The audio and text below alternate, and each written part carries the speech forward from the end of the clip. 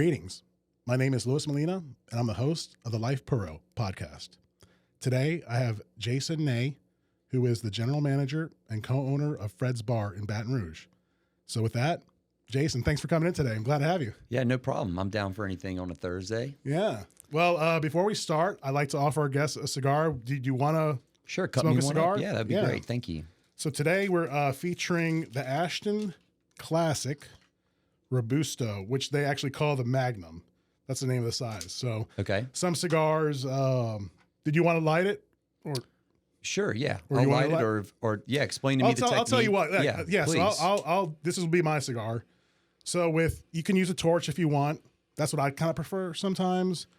I like to kind of just torch it, like roast it a little bit. Mm-hmm. Make sure that entire surface area is, kind of charred, and then I'll put it to the light.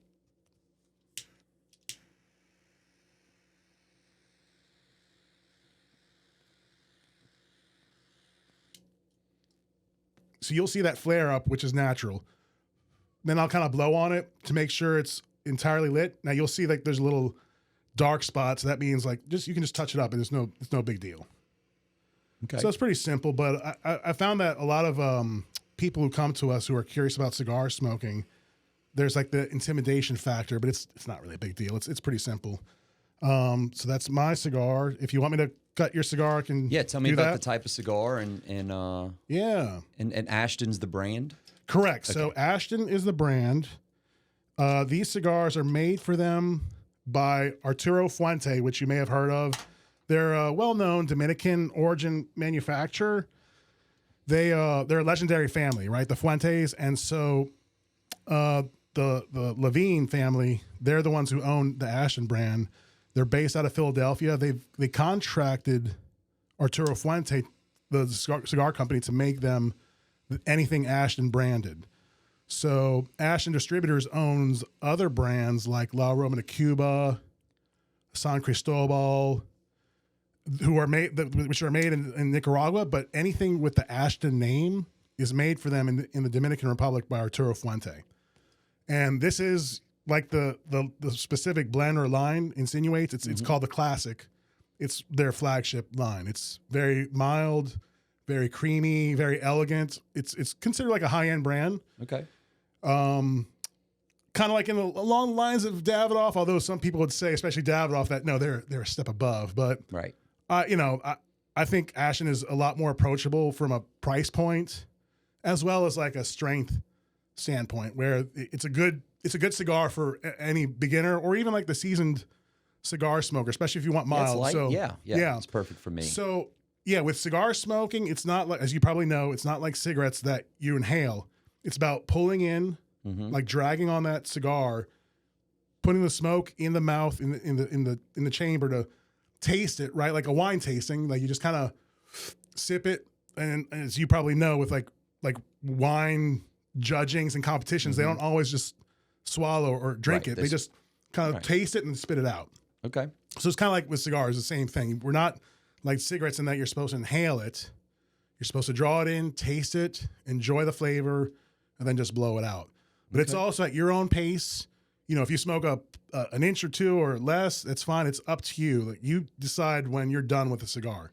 So I've already rubbed your listeners the wrong way by being such an amateur with cigars. No. We've actually had some guests that aren't cigar fans even or smoke regularly. Like with our podcast, yeah, we do focus on a lot of industry people, but we're also just talking to other types who just have interesting life or backstory, whether they're in the restaurant world, in travel, fashion, just anything of the good life. So yeah, don't feel any like way if you don't smoke a cigar or know anything about cigars. Yeah, we don't see many of our customers pulling out a cigar at the establishment. Yeah. So it's not quite our clientele, but except for maybe our golf tournament. Okay. And then that's a day where most customers are 25 to 50.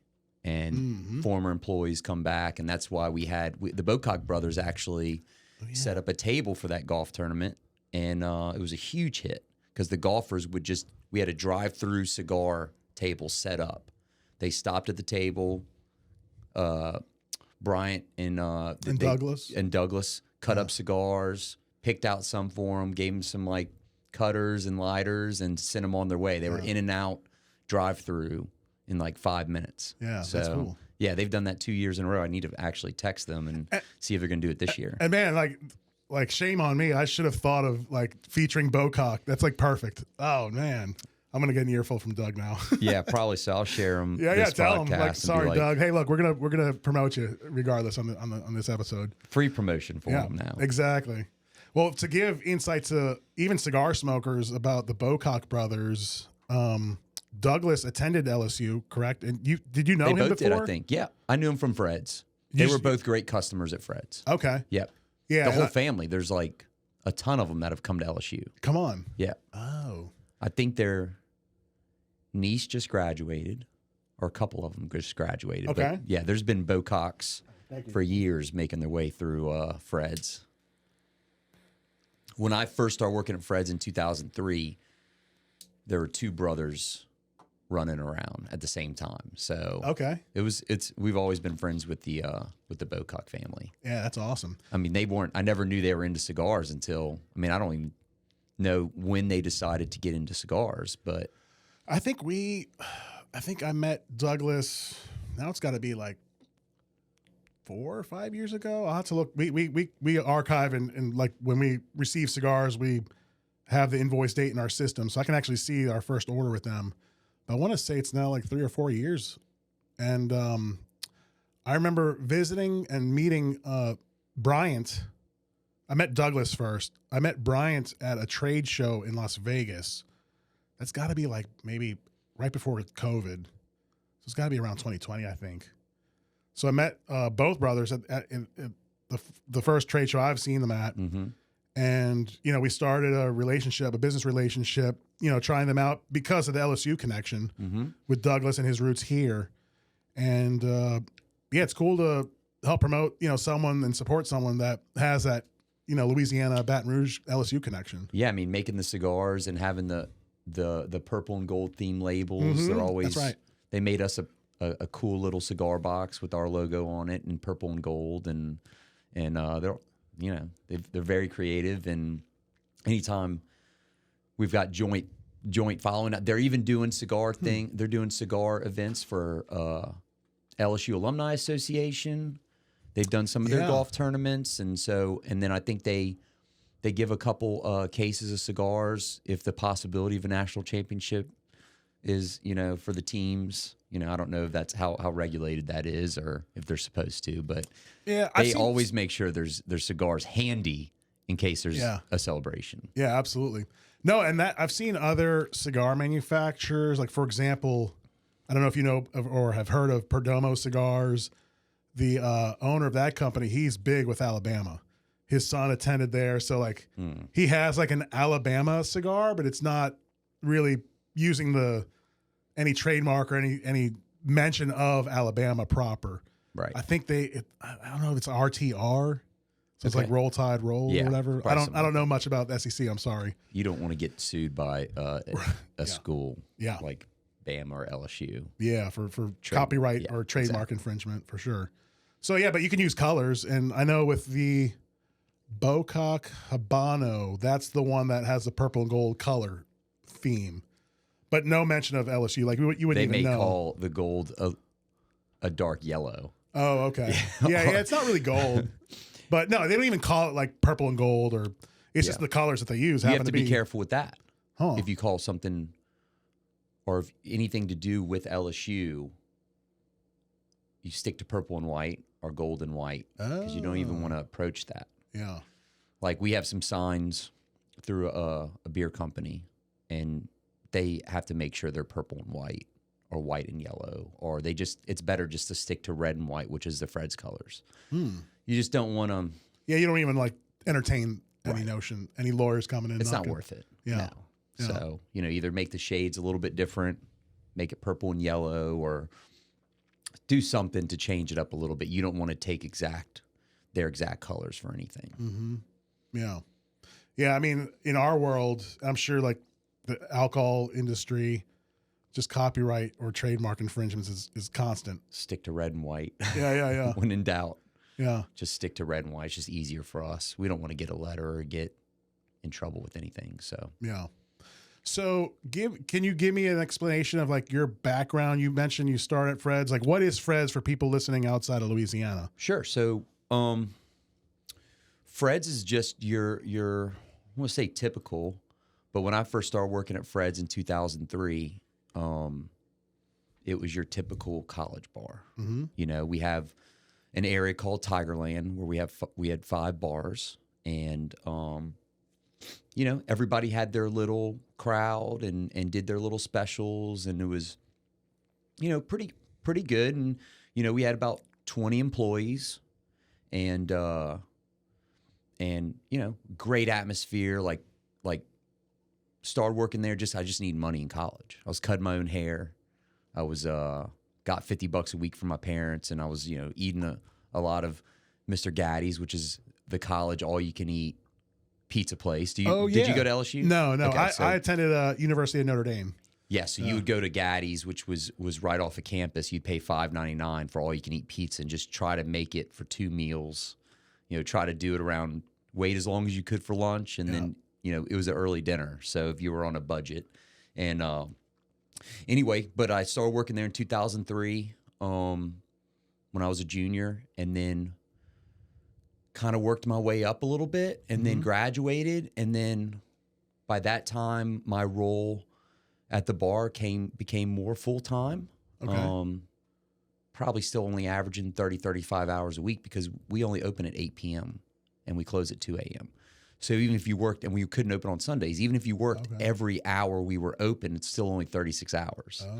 So, and there's always daytime things, toilets to fix with college students, constant toilets fixing, walls to patch, like they find a way, hand soap dispensers broken and in the toilet. Yeah. So there's tons of things, you know, constantly need to be cleaned, fixed.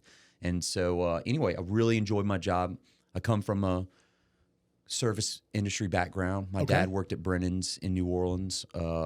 Is that where you grew up, in New Orleans? Yep. Grew up in New Orleans, went to Del Sal, and grew up, you know, with my dad working for Brennan's and then for Cisco, which is a food company.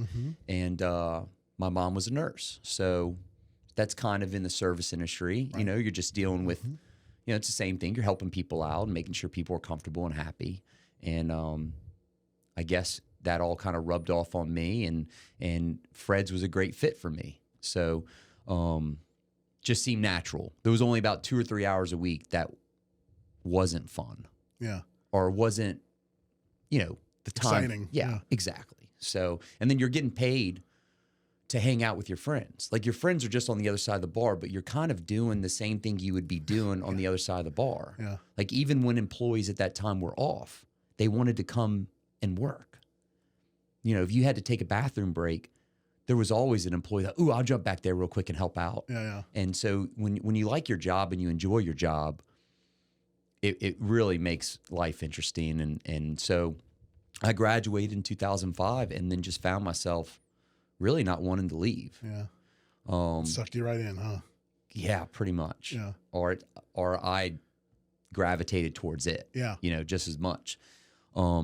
Fast forward 10 years later, had an opportunity. Mark gave me an opportunity to buy a percentage of Fred's.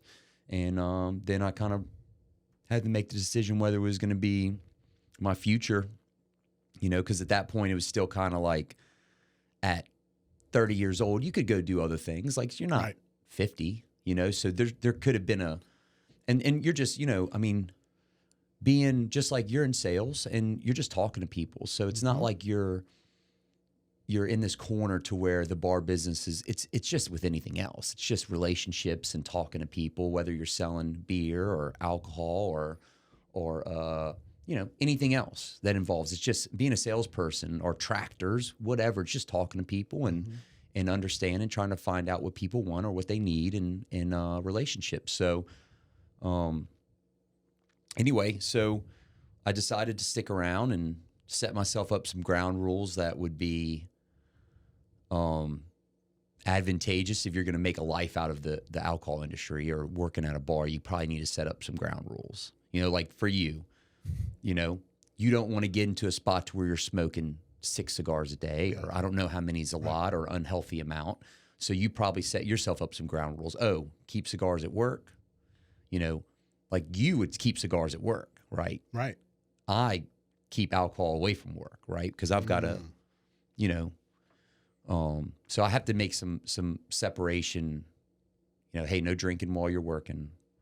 If you do, you know, maybe drink, you know, light. Or, you know, even if you're off and you're around work, you kind of want to keep it at a distance. And because you've seen other bars fail when alcohol gets kind of in the middle of it. So, you know, kind of keep that. And I'm not saying I don't slip up every now and then and show up after dinner with, you know, with my wife, or after a wedding and show up and partake a little bit too much at the bar. I mean, it feels like your second home. So you're comfortable. It's your like, you know, you're just more comfortable. I have, you know where everything is. So anyway, had to set up some ground rules, and everything's been working out great. Fred's is expanding.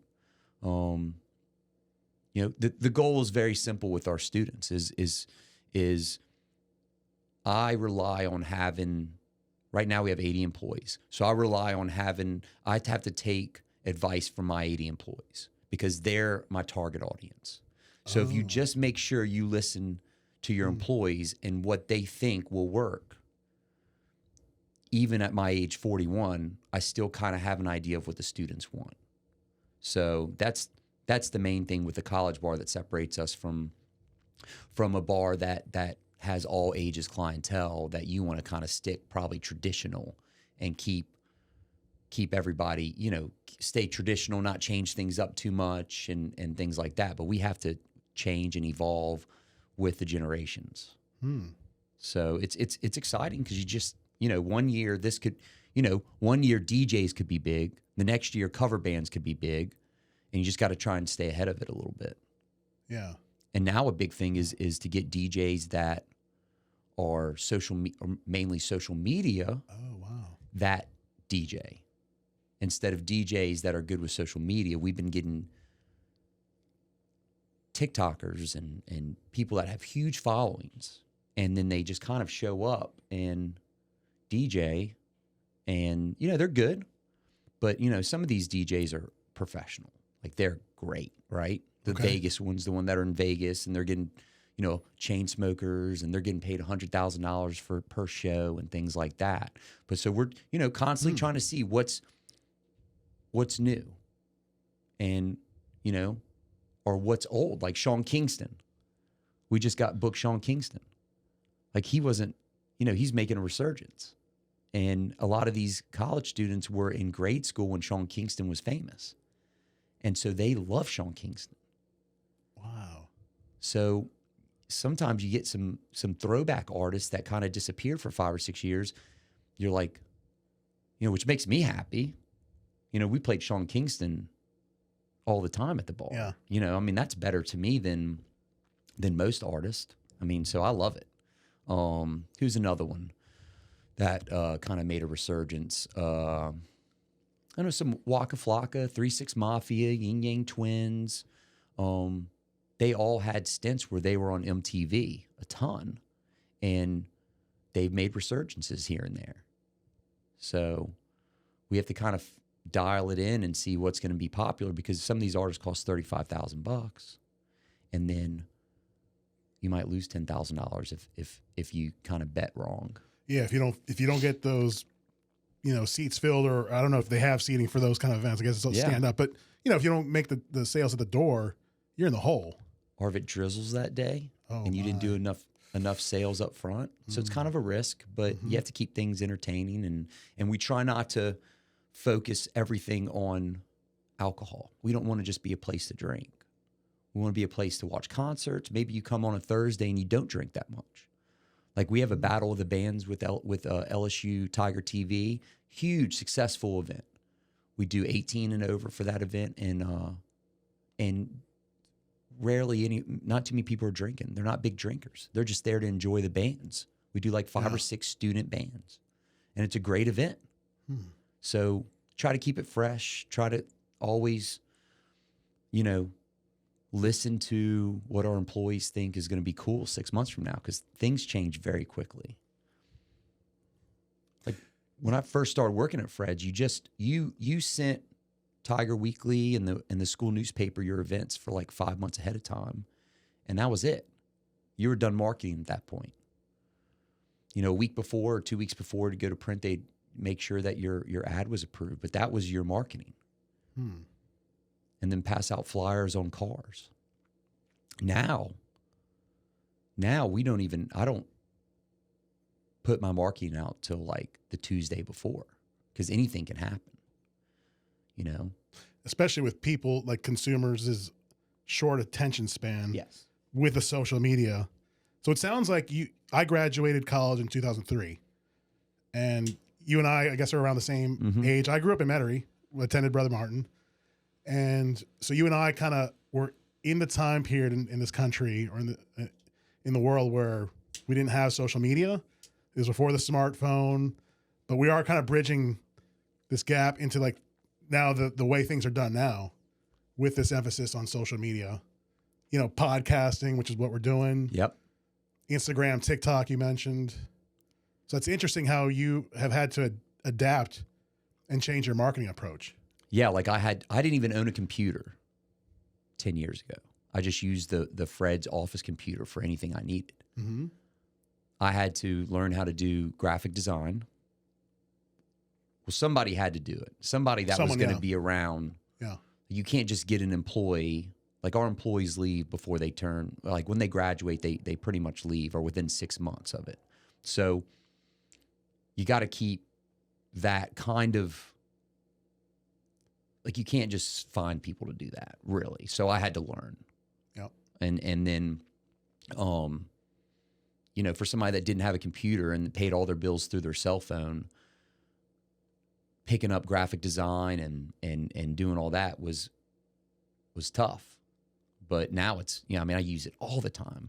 Just changing your logo up or getting your logo in the right type of file for embroidery and signage. Like, I don't know how we ever didn't, have somebody that could do that easily. But, I send files in different formats weekly.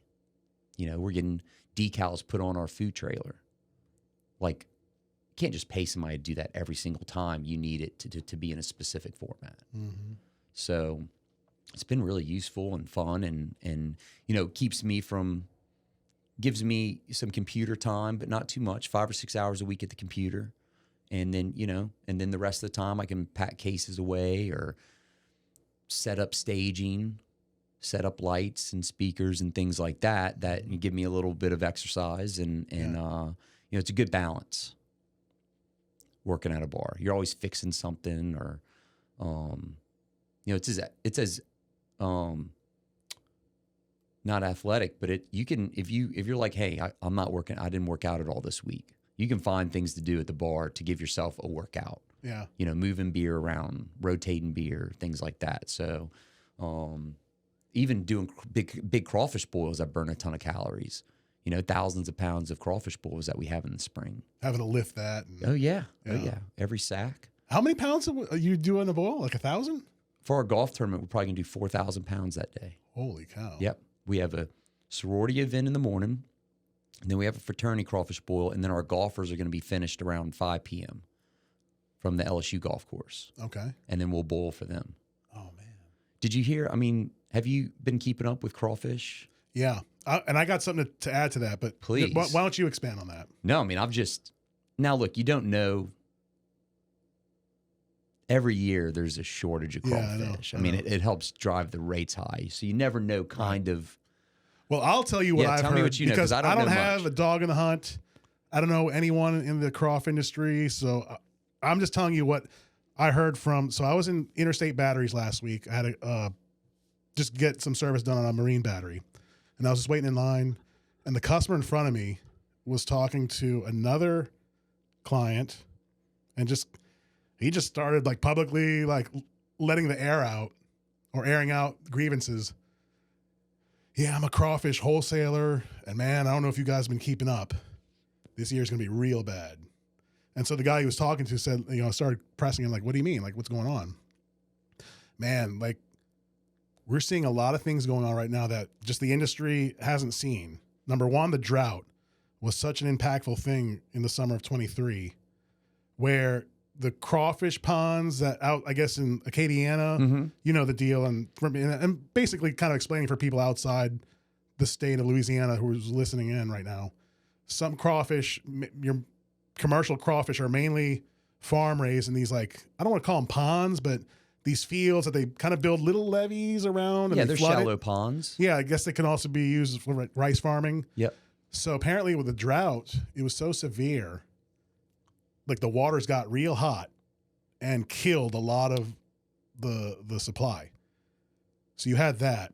And he was talking about, like, yeah, it was so dry, like you could walk out on the Atchafalaya Basin. Like, it was just bone dry. Like, which I actually drove over that one day in the summer, and I saw that. It's just so bizarre to see that, where it's bone dry, where normally it's like a big body of water. So you have that. Number two, he started talking about, and then the labor supply is an issue. So you have like these migrants, that you've heard about the caravan of migrants from Latin America coming to the United States. Of course. Well, apparently, and this is according to this guy, so everything I'm saying is according to this one crawfish wholesaler. He was saying that the word got out amongst the migrants that if you claim at the border you're a migrant worker or have this visa, that they like there's an easier chance, I guess, of going through, but basically clogs up the system. So like the real legitimate workers that they hire had to wait, and it just backlogs like their arrival. So you have like lack of labor. Then he was talking about certain people in the industry that are fighting with the suppliers about pricing and like lowballing these farmers, or I guess he said like on the dock, which I guess there's some crawfish that are farmed out of or harvested out of like certain basins, or maybe you have more. Well, they all have buyers, like the guy from Swamp People. Well, he mentioned he's a big buyer. He mentioned him, and it wasn't in the most positive of lights. I mean, he's a big time buyer. Yeah, because he sells. Well, if you go to his little, he owns like a gas station. Behind the gas station is what you see on Swamp People. You see the big, they've got a huge ice room, and like they've got these huge rooms that they refrigerate crawfish, or they have like a drive-through for the crawfish farmers where they basically pull their boat and then they weigh it, buy it from them. They also sell, and it could be like that everywhere, but they've got supplies for the crawfish farmers. Basically, crawfish farmers, if they're out of their boat and not out of the ponds like you're saying, but if they're just doing the public, I guess spillways or whatever, spillway crawfish. They can buy all their materials, they go catch crawfish, and they bring them back and sell. It's like a one-stop shop, and they can buy their bait from them. Like they have 18-wheelers. I always see 18-wheelers full of like bait. Holy cow! I've driven by that for the first time about 3 weeks ago, because I'll do some duck hunting, and I was exploring with another friend, and I've never actually been in that part of Louisiana. Yeah, and he said, "Oh yeah, that's Mr. Landry's operation. Like he's big time out here." Yeah. So I guess most people outside Louisiana, they just look at this character as like this like nobody crazy character, but he's actually like very astute businessman. Oh yeah, he controls that market. We've bought crawfish from him.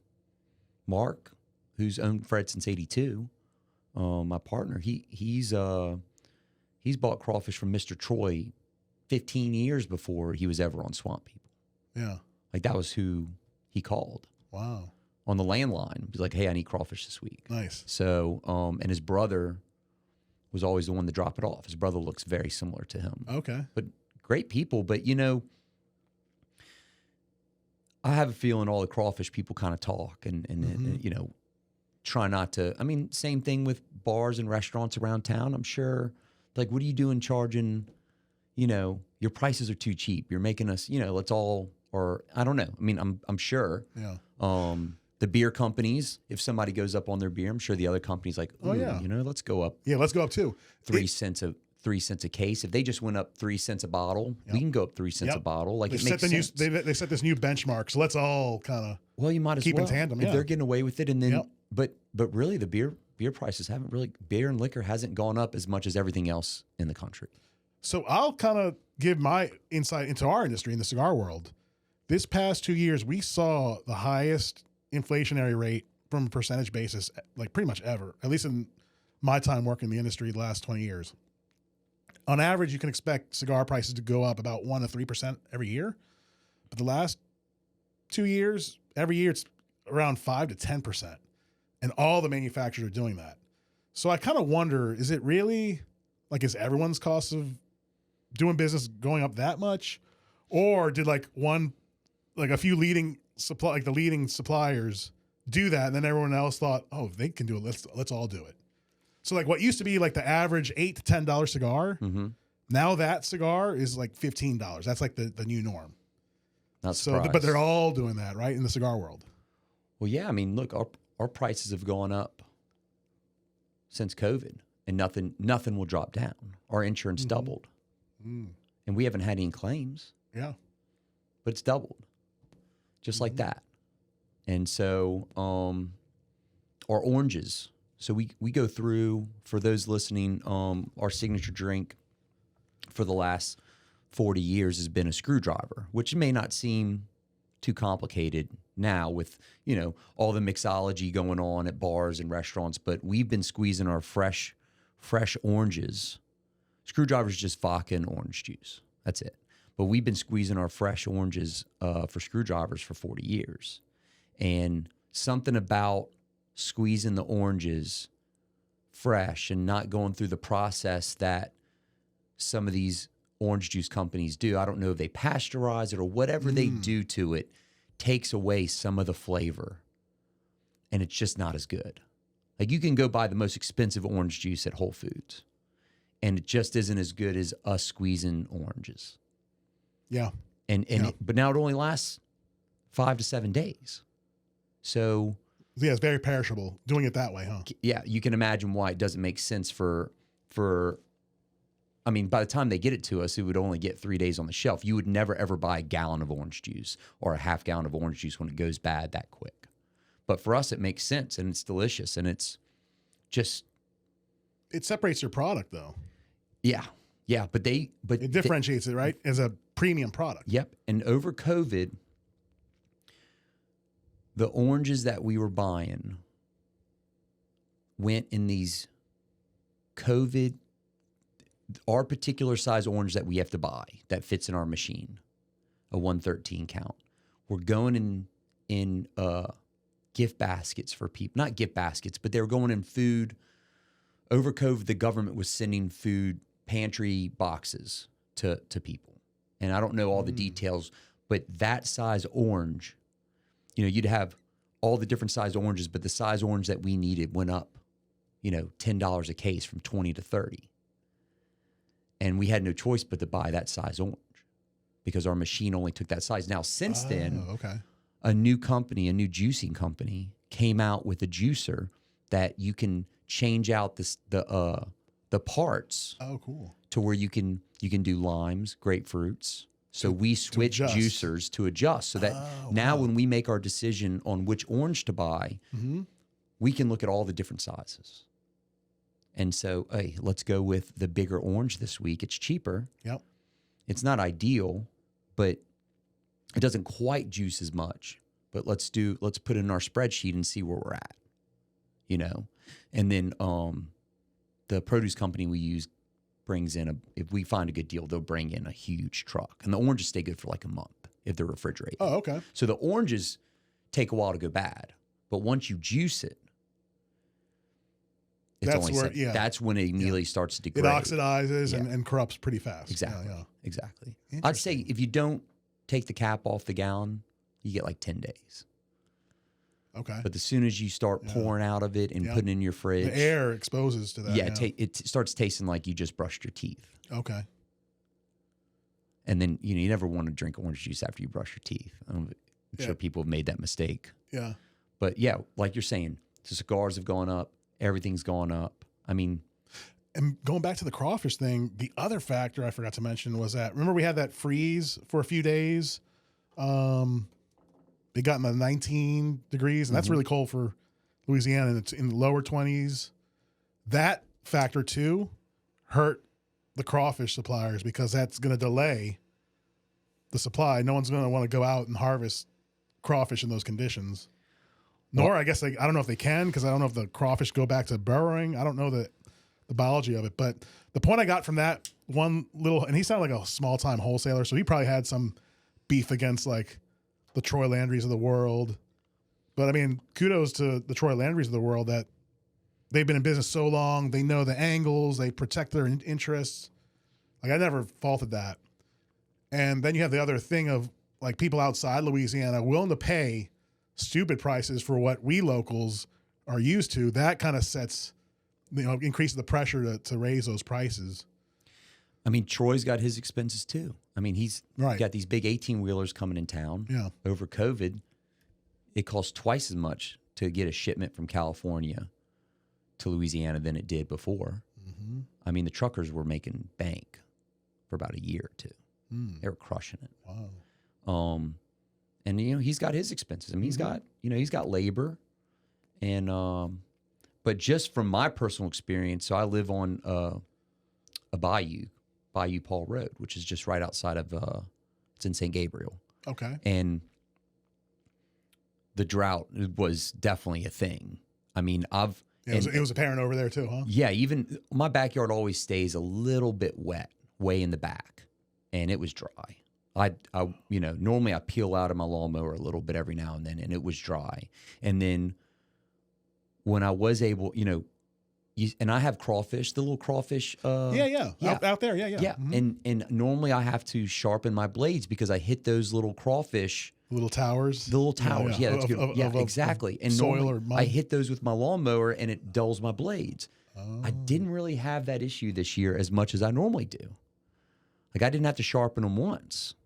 And, normally when I cut my yard, there's normally 20 or 30 towers, maybe only 5 to 10. Wow. So that in August, September, That's got to mean, I'm not a biologist. I'd love to get someone from LSU I'm sure they know what's going on more than we do. But I'm sure that heat adversely impacted the population of crawfish there, even in your part. Yeah, but look, crawfish have been around for millions of years, I'm guessing, right? Yeah. So I don't think they're going anywhere. Right. They'll survive. Yeah. They'll survive more than a drought one year. Mm-hmm. And then say the price is $1 more a pound, right? No big deal. I mean it's so towards the end of the season I can get them for $1.50. Mm-hmm. Even if they're $2.50, as long as everybody's on the same page. It might, where it's going to hurt, I think it's going to hurt people having like the backyard boils. You think? Because like you want to get a sack with like 4 friends. Now you're looking at what's the price right now? 60 a piece, right? To do a boil, right? Or say, okay. Say you want to do one with some friends. That sack of crawfish might be, so you're looking at 40 pounds. Maybe it's $130 early in the season, maybe, right? Yeah. Us, most of my expense is the labor involved with boiling, the seasoning, the propane. If we start seeing all of those prices go up, now you've got a lot of stuff to worry about. I mean, I'm lucky to have college labor. They're having fun doing it. Mm-hmm. I kind of rotate around my employees. If somebody wants off like a Saturday night, be like, hey, well, why don't you boil crawfish during the day? They're like, deal. So they'll show up in jean shorts and a tank top and boil crawfish for 3 or 4 hours, and they're happy because they get to go home and shower and have off that night. So, just like I enjoy boiling crawfish. It's fun. Yeah. Until you do it 3 times a week, and then you're like, not so much. Yeah, exactly. Yeah. So finding the right balance, but I'm not too worried. Now, if crawfish prices stay $5 a pound, that's a serious thing. That could be a really bad year for a lot of businesses. So at that price point, I guess that's maybe wholesale cost. Yeah, so Is say $5 a pound? That's pretty bad. Starts at 5. I would say that most seasons start at like 350. Okay. 3. That's what it starts out. Yeah, 350. I think. And we're talking like Super Bowl prices. Like typically Super Bowl is like the first crawfish boiling holiday. Now Super Bowls are, around Mardi Gras. So it stays up. Super Bowl, Mardi Gras in Louisiana. And Lent. They need it. Okay. Yeah. And then Lent. Like everybody wants to start off Super Bowl Sunday with crawfish. Oh.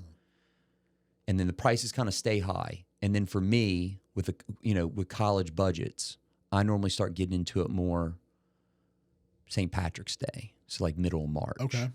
Yeah. Is when I can put out an affordable tray of crawfish. And we're just trying to break even on crawfish. If people in Louisiana don't get crawfish without drinking an Abita Amber or Purple Haze or having a screwdriver with it. What's your favorite alcohol to pair with a crawfish boil? Oh. If you had to choose one. Probably just a Purple Haze. It's just Purple classic. Haze? Okay. Yeah, I mean that's always. It's good pairing too. I would always get my first glass of beer, on like a night off at Mellow Mushroom or walk-ons, a Purple Haze, and then of course switch. Or Rotolo's back then, we drank a lot at Rotolo's because they had a little Rotolo's was in Tigerland. They had, I think it was the first Rotolo's was in there across from Fred's. I didn't know that. Yep. And then they moved across the street across Nicholson. Oh. But we'd go get a pint of Purple Haze, and then of course you'd switch, be like, what's on special? Yeah. I'll take a picture of High Life next or Natty Light, whatever was next. But it's nice to have your first glass, something delicious. But I would say Purple Haze or strawberry Abita. Oh, that's a good one. In my mind, that's what I think about. Yeah. Or and then switch to Budweiser. Bud and Boylan, they've done a great job branding themselves Bud and Boylan for a while. And so, you're not like chugging beer because you're eating, but nice to have a nice beer while you're, take the spice away a little bit. Right. But yeah, that's what I would drink. So yeah, I've looked on the crawfish app. There's a crawfish for those that y'all don't. Are you on there? We're not Are you on listed there, on there? But that's how I use to see what the prices are looking like. Okay. Because there are some there's some wholesalers that list their prices on there. Okay. And that's how I kind of keep track. Because my wholesaler that sells to me, that delivers them to me, he's never too far off. Okay. But do you have the app? I did one year, and I remember when that app first came out, I thought that was so brilliant. To keep the prices transparent, and I haven't looked into that app like the last 4 years, I guess.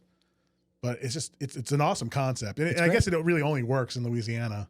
Yeah. But maybe as the market, and I don't know what the app's reach is in terms of listing suppliers or retailers or outlets you can get crawfish. Well, you can do within 10 miles, within 60 miles. Oh. Like, it's great. You just share your location, which I don't typically do with apps, but I share it with that. Yeah. And I immediately know what everybody's charging for crawfish.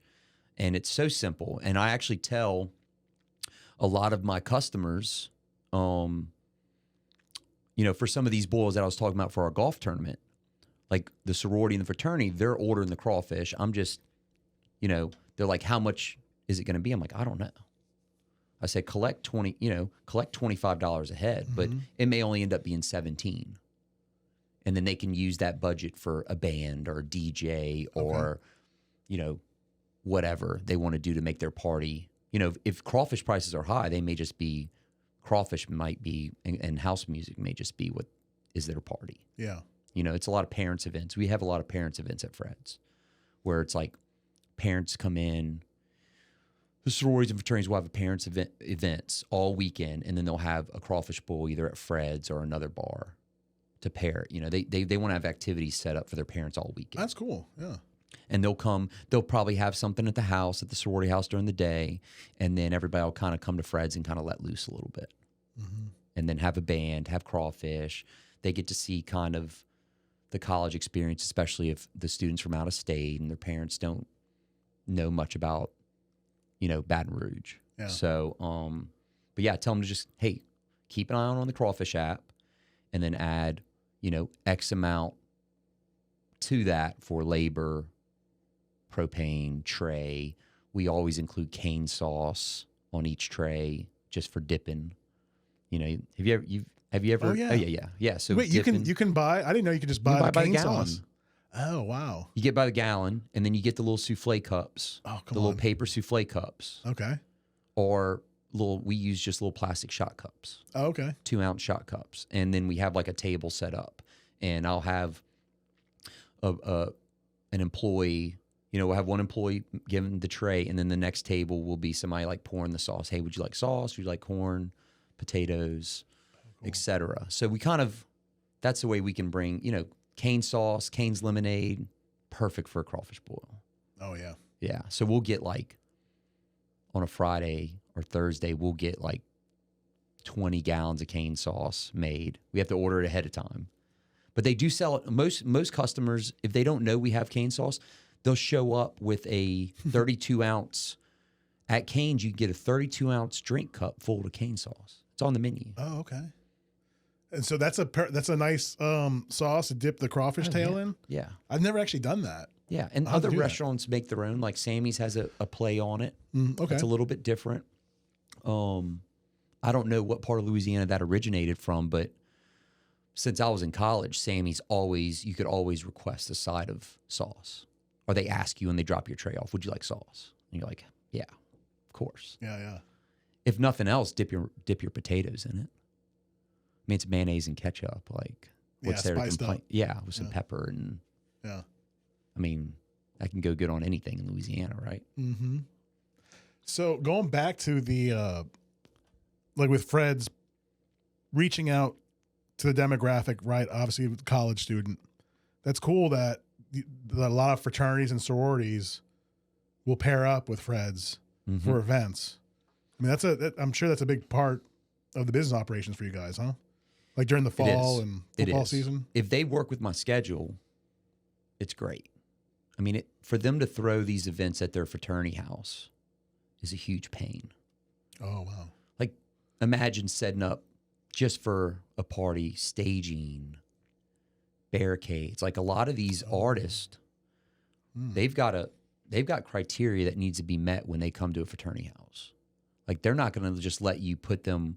They're not just going to show up and jump on an old wood stage that's not sturdy and that's not like, they're not going to just show up. Like back in the day, you could just put together some wood staging and change out a couple pieces of plywood and the band was happy. Nowadays, they want barricades. They want proper staging that's safe, that's meant for that. And so we have all that. And even if they want to have an event at their house, we will rent them some of that equipment as well. So we make sure we have. So if a fraternity wants to have a party at Fred's, they can use our tent or concert venue area. And then we will just use the rest of the space for our normal customers. But they can have a private concert, and we have enough space to have that, along with our regular customers could still come in and enjoy our regular infrastructure. So explain to me a little bit more about this tent. Because I remember, so like I said, I attended college in Notre Dame, but I still had friends who attended LSU, right? And I would visit them back then, like in 99, about 2000. And I remember going to Fred's a couple times. I don't remember though back then ever like this space devoted to like a big tent. When did that come about? Can you explain about that? Yeah. So I think a lot of it started with, I would say Fred's kind of not these parents' events and football season. We find more people, and then us just being around for a while, right? So we've had our customers from over the years feel comfortable coming back to Fred's. So you just slowly build up a clientele. And when football season hits, we get those guys that are my age. They might only come in for 2 games, or some of them have season tickets. And we'll find, we've slowly accrued a lot more regulars for football season. For spring, the parents' events, I think before they would have, we've just made it so easy for the sororities and fraternities to have an event at Fred's. Like we've got tables. Like all of those expenses add up. If you want to have a crawfish bowl at a sorority house, they may spend, I mean, it would thousands cost, maybe, huh? Yeah. Yeah. Just for like this party rental Yeah. Party infrastructure. Exactly. Yeah. And we've already got that set up. Mm-hmm. And I've got, we'll set up the tables in 30 minutes. Set up 40 tables that hold 8 people each. Easy. Yeah. So we've built up our infrastructure. We've got extra staging. We've got barricades. We've got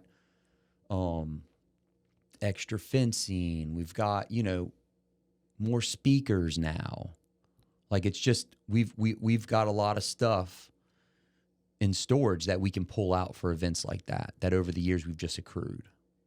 And so the tents, in Notre Dame, like, what if you would, you see them during baseball season, they're touring or they're playing all their games in the South because it's too cold. Like that probably wouldn't work for y'all.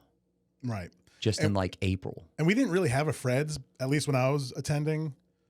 Like we had like college bars, but nothing to like what I call the high production value of a Fred's. Yeah. Which is, to me, an institution in the college bar scene. And I don't know much about the college bar scene, but, there are these legendary bars around the college circuit that are mentioned. Fred's is definitely there for the South. But, yeah, I think the weather with Notre Dame going back to that wasn't conducive for having some bar like that. And there wasn't, there was maybe one bar, I forget the name of it, that was closest to campus that maybe could be the ideal setup for that, but I haven't kept up with that in 20 years, so I don't know if they've expanded. Yeah, and look, it also helps that Uber, we don't need as many parking spots as we used to. Oh, wow, yeah. Like we don't want people to drive to the bar. Mm-hmm. Like I wish we ran out of parking spots right after our employees park. Or if we have like 100 spots left, 50 spots left for designated drivers. Mm-hmm. Like, I don't really want people driving to the bars. Right. We've got so many Ubers. We've got this system called Fetty, which is a bus system. It's a vans. Have you seen these around yet? No. Mm-mm. Yeah, so they just started about a year ago, and they're spreading through all the campuses around the country. But okay. So typically a student, say you're living just off campus in apartments, right? But you're on the other side of campus, right? You're 2 miles away from Fred's. You would get an Uber for you and your roommate. So that's 2 people using an Uber. Say the Uber's like $17 per trip, yeah. But at 8, 9 p.m. it may be 25 because it's trending more, right? Yep. So it's $12 a piece. The Fetty is a bus system to where the Fetty will stop at 3 or 4 spots and pick up 3 or 4 households of people and then bring them to Tigerland, yeah. drop them all off, and then pick up a whole load of people. Like when you book a Fetty back to your apartment, you're going to wait by that Fetty. You'll know which one it is because you're tracking it. You're like, okay, my bus is here. Go out there. And then the driver gets out. And this is a big, like Mercedes, one of those big Mercedes vans. Okay. LED lights, 12-passenger vans, like cool inside. They play good music. And then the bus driver will scan each person's phone and make sure that they're getting on the right Fetty. And they've got 5 or 6 of those Mercedes Sprinters or Dodge Sprinters running around back and forth, and they can make like 30 trips in a night. So that's interesting. Their value proposition is based on volume, right? And economies of scale, therefore being able to charge less. $5 a piece. Wow. Oh, yeah. $5. I mean, that's a good deal. Mm-hmm. And then also the LSU bus system comes back to Tigerland now. They just started in the fall. Okay. Well, let me rephrase that. They had a bus system, but it had like way too many stops. Okay. So it might take you 30 minutes to get on the other side of campus. Now there's a different route, and it only has like 3 or 4 spots. There's 2 different routes. You pick the right bus, and it just runs back and forth. Like one goes to the sorority and fraternity houses and maybe another stop. And then the other bus will go by all the brand new apartments that have been built in the last like 5 or 10 years, which is great. Yeah. So that's why I don't want, everybody can get home okay. Yeah. There's no need to drive to the bar. And so we don't need that many parking spots. So, I'd rather have, I don't want anybody to feel, to risk it, oh, I've had 3 beers. Like, ugh, what's the point? Right. Pay $5 fetty. It's not worth it. And the parents are 100% behind all this. Like, yeah. I don't think parents they put their parents' card on these Uber and Fetty accounts. So mom and dad, yep, which is smart. It's the first thing I would do is get mom and dad to pay for something like that, because you get a DWI, where we talking like $4,000 or $5,000 if you don't get into a wreck and hurt somebody. Yeah. So what you're discussing kind of underscores the reputation that I've come to hear and know about Fred's, is that you're trying to be a good citizen. You're trying to do good by the community. You're not just, like, I think about back when I was in college, there were some seedy bars that didn't care about that.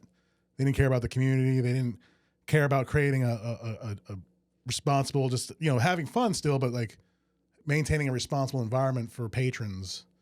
But to me, like, I always hear about Fred's involved in like these charity tournaments, giving back to the community. So like you explaining this notion of like, you want people to not drive, and be safe. I'm in it for the long run. Yeah. Like, we're not, we've been open since 82. So we're in it for the long haul. We this is my only job. It's, if something happens, it's over. Right. And everything we built kind of goes away. Like last football season, so we just bought a food trailer, and that's another step. I don't care if I lose money on it, or our break even. It's another step of keeping people, fed. Like, some of these students are coming off of like a 20-hour study binge. And instead of going to sleep and eating food, they come straight out, right? Yeah. So you've got students like that can't wait after a Friday afternoon test to come to the bars. Yeah. Also, and so so we're gonna have a food trailer. We had 3 during football season, and it's important. And then some of them, like, we're not. I would say we're the second or third stop for these students. Like, most of these students are coming from dinner. They're drinking margaritas. They're coming from a pregame where they're, they got cases of beer they're drinking. And look, they're all trying not to spend that much money at the bars. So they're shotgunning beers in the parking lot. They're sneaking beers on the Uber ride and then shotgunning in our parking lot. So we get, most of our students have already kind of been drinking the whole night, so we have to be very careful because we're the last ones with them, because we're the late night spot. So, we have to be more, if you're the first stop, like, you're not going to get any blame if something happens. Yeah. Yeah. Like, we're going to get the blame. So we went through like 9 or 10 pallets of water over football season, just give them out for free. We have big beer bins or troughs, Rubbermaid 350-gallon troughs filled with bottled water at the exits and just placed everywhere around Fred's. Like, help yourself. That's Drink awesome. as much water as you want. Yeah. Go for it. Like, please stay hydrated and then eat and enjoy yourself. We try to have concerts. We want people to enjoy music. We want them to be able to come to Fred's and not have to drink. And if they just want to just enjoy the music, there's enough going on at Fred's to where drinking is not like the primary function like it used to be. Because before, it was just what's on special, what's the cheapest thing, $1 beers tonight, I'm going. Like, we have some signs up from the 80s that are like 25-cent shots. Oh, wow. Penny pitchers, and like, they're old signs. Most people know that they're just decoration now.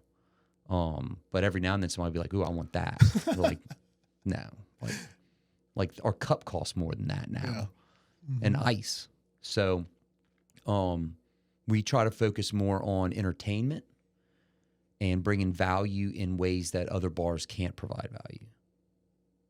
So for instance, you here, like you're providing, I see smoking rooms, private smoking rooms, you know, right? You have 4 nice leather chairs in there. Like that's something I feel like is not in every cigar shop, not a private room. They might have nice cigar chairs in their main spot, right? But having this little private room, if you want to have a meeting, like do you rent those out for meetings and stuff? Yeah. So this concept, just to give you insight, it's a private club. It's a private lounge. Okay. So it's marketed differently. The industry standard is to have like a smoking space, but it's public. But when we moved to this new spot, we wanted to do something different because we wanted to, like Fred's, differentiate itself and offer value, something that you can't get anywhere else. So we're targeting like the business class. You know, I'm trying to recreate the cigar lounges you would find in London or Hong Kong that are really focusing on the business class, where they can now with the technology they can do their stock trades during the day and smoke and work and use our great Wi-Fi. And it's also marketed to like the real cigar connoisseur. Right. So we don't want just like, not that I'm disparaging any cigar consumer, but we don't want like just that loud, boisterous, disruptive type that you might find, you know, maybe at a tobacco outlet and they don't really have lounges. But it just sounds like your approach to business is very similar to ours in that you're doing something just more than a typical operation. You're trying to create an experience to enhance the experience for, you know, like the not the high end customer, but just like people who want something that they just can't get anywhere else. Well, for us, it's going to be that older customer, and I say older in quotation marks because it's relative. It's that 5th year senior, that 4th year. They've already been through a gauntlet of house parties, and they've done keg the Animal parties. House type. They've done all of that. They're looking for the cool concert, the lights, the lasers, the CO2 cannons, and a lot of, you know, the confetti and like just the constant, you know, we try to just keep things exciting. And we can't always do that in January and February. Like, it's a hard ask for the weather. And, yeah. I mean, last year, I remember I booked bands. We had really good stint with a lot of good weather in December. And I'm like, ooh, I'm going to start booking bands in January and February. We got just demolished by the weather. The weather Monday through Thursday, like 5 weeks in a row, was great. And then the weekends were just horrible. Yeah. It was just the way. I remember that. Yeah, just the way time every weekend was horrible. But Monday, Tuesday, Wednesday, the weather was like, I'm in shorts and a T-shirt today. Or shorts and a short sleeve shirt. And I mean, you know what the weather we dealt with last week. Everybody's freaking out here. And it probably doesn't help that anytime you get a late freeze like that or a freeze, you know crawfish season, that's a 2-week backup. Because no fisherman can go out there in that. Right. So, you know, that's all. I thought that would be the main reason for crawfish prices being up was this freezes we've been having to have 3 days in a row. But the drought in the ponds that, I mean, they're able to control the levels of the water in those ponds. And normally they're just keeping them from getting too high. Sounds like they didn't even have any water to be able to control to begin with. Well, that's just what this one supplier said that, oh man, the ponds that had water, it was up to like, I don't know if he said 116 degrees or 160 degrees, but that's obviously very high. Probably 116 is probably enough. Yeah, it can't be to 160. do some damage. Yeah. But 116, like the way he made it out was like, oh man, all these farmers, their supply got demolished because of the heat. You need me to get a crawfish supplier on here? Yeah, I'd love to. Yeah, that'd be awesome. Yeah. But no, I mean, you have all these different factors is what this guy made out to seem like, and it's just going to be very disruptive, at least to his part of the supply chain, whatever that is, and how it translates to like the retail, the end consumer. Well, I mean, we're upset because Super Bowl Sunday is Mardi Gras Sunday. Oh, so that's 2 days where you normally get, because like Mardi Gras, extra, business days. Now it's Super consolidated. Bowl is the biggest drinking day in the country, right? That day is the biggest drinking day of the year, right? It's one of them, yeah. One of them. So then in New Orleans, that weekend leading up to Tuesday is the biggest drinking week. Yeah. People aren't going to consume double. That's right. It's Super Bowl Sunday. No, they're just going to do one or the other. Yeah. They're either going to do the parades or they're going to do a Super Bowl party. Mm-hmm. So I know that I haven't spoken with the New Orleans beer guys, but I'm sure they're not happy about that. Yeah, I'm sure they don't like that when it times like that. Yeah. When it coincides with Super Bowl and like Mardi Gras weekend. And how come you don't have to light your cigar as much as I No, do? I actually have to light it up now. Yeah. Yeah. Well, we're talking, and that's the thing with cigars. It's not like cigarettes that are going to keep burning. Right. It's a natural product. If you do not puff on it, and we're having such a good conversation, we're not puffing on it as much, it's going to go out. And look, there's no problem relighting it and retouching it. Okay, cool. But I don't know if it was something I was doing wrong. No, it's both of us, user error. But no, and there are plenty of podcasts we've had where both of us have to relight. We're just engaged in good talk. But going back to the events you guys have, you're known for these events. I can bring up Shaquille O'Neal. He's made appearances. Yeah, we've already booked him for Alabama Friday. Come on. Yep. So do you book him, or is it like a fraternity or some other group that will book him? Like who's dealing with that most We of the book time? him. And we'll lay down the deposit. Now I will try to get Co-op group participation. Sales. Yeah. Okay. Yeah. Hey, if like last year we had a fraternity partner. Okay. And they got a little section.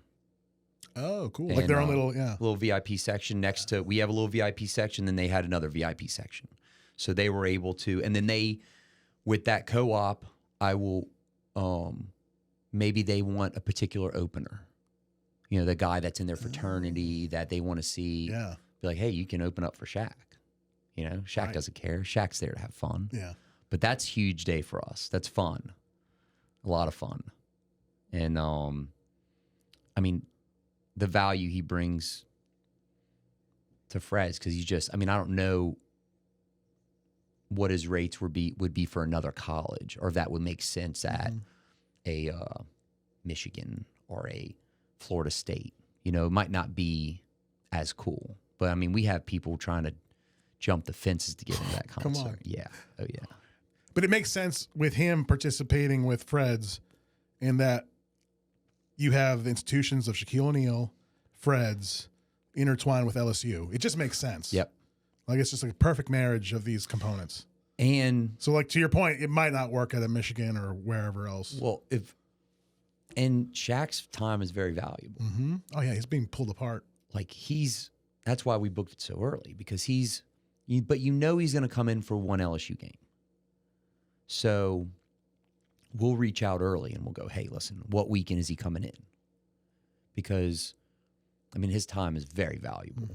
And we try to work it around what he wants to do. And the first couple years we did it kind of off weekends. Like we did one Thanksgiving Friday, which Texas A&M was the next day. So you're going to lose some people. And then we did it one year it's like the last game of the year. And it's kind of one of those things where, like, if we're not doing too well, we might not have the crowd. And then we did it for Florida Friday. And we did Bama 2 years ago, and we did it for Florida this year. And now I think he's like, or his people are like, we want it to be on a busy weekend, because the last 2 years it's just been nuts. And not only that, but and it's not as profitable as it could be, because Shaq, I think we would already be pretty busy without him. But just having that kind of iconic day, and then that brings, like we had Barstool people come in, and like comedians, Theo Vaughn, TikTok YouTubers, Drewski, and there's all these other people that come to town, and then they show up to the bar that night, and it's crazy. But it's like some of these people may not come to Fred's unless we had somebody like Shaq playing. Like to them, that's like, oh, Shaq's DJing. Like the guys from, are you familiar with the guys Bussin' with the Boys? It's a Barstool podcast. Anyway, they're great. Okay. And like they were looking up at Shaq like, oh my God. Like they were like, looked like they were nervous to meet him. Yeah. And it was like he knew who they were, thankfully, and they knew, and it was good because you don't know if Shaq's going to know you or not. Mm-hmm. He's just so big. But I think he had already, had seen some of their clips or something like that. Because I mean, there's only so much. Shaq's just so busy. There's only so much he can absorb outside of his own. He's got this tour with his Shaq's Funhouse where he's got Gronkowski and all these other acts. He's got his own, entertainment company. He's got his, where they set up like basically a fair in like Vegas. Oh, wow. It's called Shaq's Funhouse. What? And it's like this whole production. He's got DJs and music and like, it's really cool. And it's all, 2 or 3 times a year. People like Gronk are there and Snoop Dogg and like all these guys. So, I mean, I don't know how we're going to be able to top Shaq DJing at Fred's Friday before a Bama game 2 years ago. But this year we're going to try. So you're going to try to repeat that. So this year, last year, 24 in the fall, Shaq should hopefully make an appearance for right before the Alabama Friday game? at Bama, yep. Okay. Yep. So like 2 years ago, before we beat Bama, like the night before, Shaq's like, we're going to beat Bama's ass tomorrow, and like gave this like long speech and got everybody like, it was almost like a pep rally. Yeah. Oh, and all the students were like, and then when they rushed the field, there were people going, God, where are they going? They were chanting Fred's. Come on. Like leaving the stadium after they rushed the field. There were videos that made it where people were like, what were they saying? Let's go to Fred's. And they were like chanting that. And I'm like, oh my God, that's like the biggest compliment in the world. Yeah. I mean, by the time that game ended, it was already like 11:30 or 11, which sucked. But just to be a part of that, I mean, that's a dream for us. Yeah. But, we've got that kind of covered. We're just trying to get summers better and these off periods. The students are working from online now. They're doing a lot of online classes over the summer. Okay. That's not good for us. Right for you, yeah. Because they can be in Europe on a family trip or on like a month-long backpacking trip, and they can just pull out their laptop and do some homework, which is cool. But it alters the way you now have to contend with that. Yeah, that their different time of attendance year. is the same. But, since COVID, the online classes, they've made it to where the students can absorb all that information, take the tests, do whatever they need to from wherever they want. For at least the most part. Maybe the first month of summer school or the middle months. I don't know exactly. Yeah, so instead of like remote working, it's remote schooling. Yep. And obviously that Not puts good you for at a us. disadvantage. You're right. Yep. Because you can't function in that environment. You need physical bodies. Well, yeah, and I've built up my staff to 80 employees going into, we're building that up all summer. So we lose a lot of employees for graduation in the spring. Okay. We'll lose about 15, 20. And then we'll try to build up to 80 by October. But there's an area there in July and August where we've got tons of staff and not much to do. Yeah. And not necessarily the hot, revenue to it's warrant that. nasty, it's humid, it's not crawfish season. And so, we kind of give everybody projects. If somebody wants to make money, we're going to find something for them to do. Yeah. But we like love when our employees go do summer internships. Hey, go to Texas for the summer. Go to New Orleans. Like we only need a third of y'all. Yeah. So I'll do anything I can to get these students internships. Like, and look, most of these internships pay way more than we pay. Like they're not unpaid internships anymore. Like they're paid internships and they're making $20, $25 an hour. Holy cow. Come on. Yeah. That's not what it was like No, during my college days. They were unpaid. Yeah. And you just kind of had to stay at your parents' house. And just you had the advantage of just getting that work experience, right? Yep. There's that different expectation back then. Now it's like, hey, Oh, wow. somebody started it and everybody else had to kind of follow suit. Yep. Well, going back to your involvement with Barstool Sports, I'm sure that had some great implications for you guys. I remember seeing that there was a viral video of Mark Yep. and the bar and him going crazy. Yeah. That was so cool. Yeah. I mean, look, they're our target market. Oh, I mean, it's that's right. anytime we can do something with them, like it's student driven, I feel like 18 to 30, I would say is their demographic. Maybe younger. I don't know. But I mean, if all my employees are big fans of Barstool, then, you know, it just makes sense. Whatever they need, we're like, hey, come on. Yeah. Like, and we're personal fans of theirs. Like I don't listen to much music because I listen to it at work. So, I mean, I don't want to like listen to music 6 hours every night and then go jump in my car and listen to more music. So I try to do podcasts and I try to do, you know, audiobooks. And in that way, I'm not hearing the same music for the 20th time of the day. You know what I mean? Cardi B, I can only hear so much Cardi B or whatever until I'm like losing my mind. Yeah. So, but yeah, Barstool's great. I mean, anytime we can help, they come to town, we're like, roll out the red carpet. Love it. And I don't know, you know, how much it definitely helps with our street cred. You know, I don't know how much it helps, you know, but it helps to the overall recipe. And if you know about it, then, I mean, that's great. You know? It's reaching outside of your typical demographic. It's all my friends that are 40 years old are like, this is freaking cool. Yeah. And I'm like, are you coming? They're like, no. Oh. I've got birthday parties with my kids. And I'm like, oh, you know, because like they'll reach out before Barstool comes in and they'll shoot me a text. They're like, proud of you. You know, guys that we used to work at Fred's, like, I wish I could come. And I'm like, come in. They're like, no, I got this and this. I got a wedding. And like, so, you know, not that I'm going to charge those guys a lot for drinks anyway, but, you know, I think it's all part of this recipe and It's fraternity that you've built up with previous staff too. Yeah.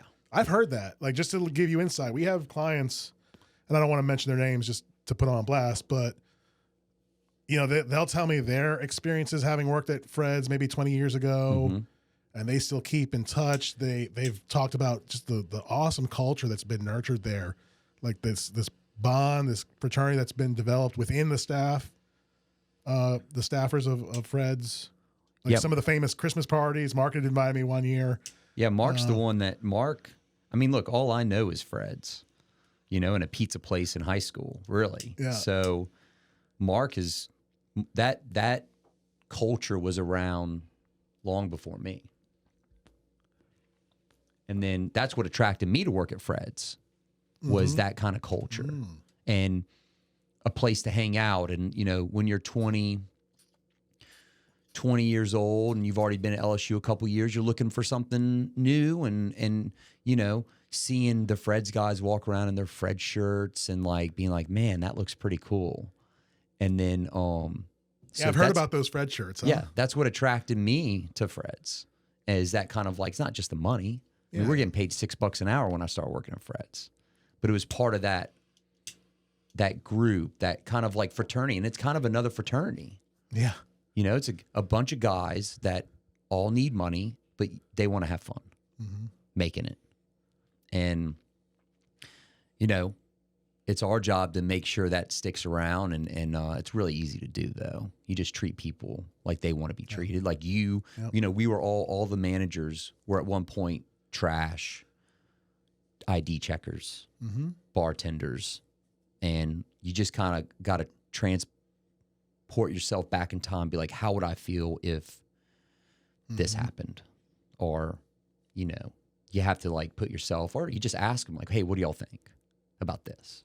You know, we're trying to make things better for you or whatever.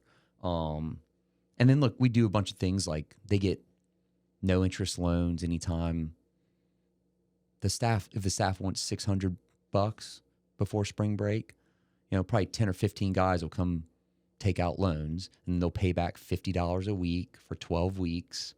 And that's just a perk of working at Fred's. Wow, that's awesome. Yeah. Or they break their phone and they don't want to tell their parents they broke their phone. You can't just go get another like Motorola for 120. It's $700. If you're lucky now.